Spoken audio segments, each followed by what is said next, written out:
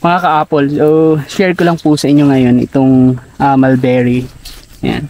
So last time ang dami na natin nakuha ditong mga fruit. So isa sa paraan ng pagpapabunga po ng mulberry is through defoliation or yung pagtatanggal manually ng mga dahon po nito. Ayan. Okay. So kapag ganito na po yung dahon ng mulberry, so yan, medyo yellow na medyo tawag dito, brittle. So yan na po yung time na pwede na po natin tanggalin yung mga dahon po nito. So ito po yung mga fruiting buds ng mulberry.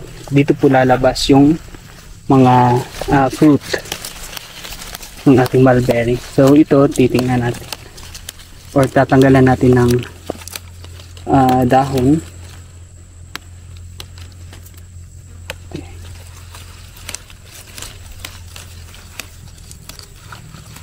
Para ma-induce into fruiting ang ating mulberry.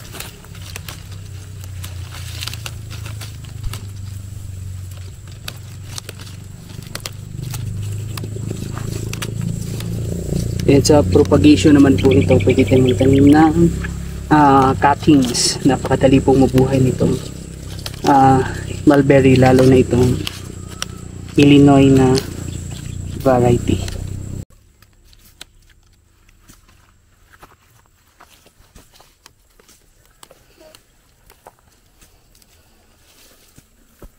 So ayan, malapit na tayong matapos sa defoliation ng ating mulberry.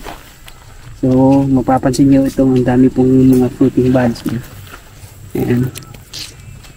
And isa sa kagandahan po ng pagtatanim nitong mulberry is kung meron tayong mga livestock gaya po ng kambing, so pwede po itong ang dahon niya pwede pang silage o yung pakain sa ating mga livestock gaya po ng kambing.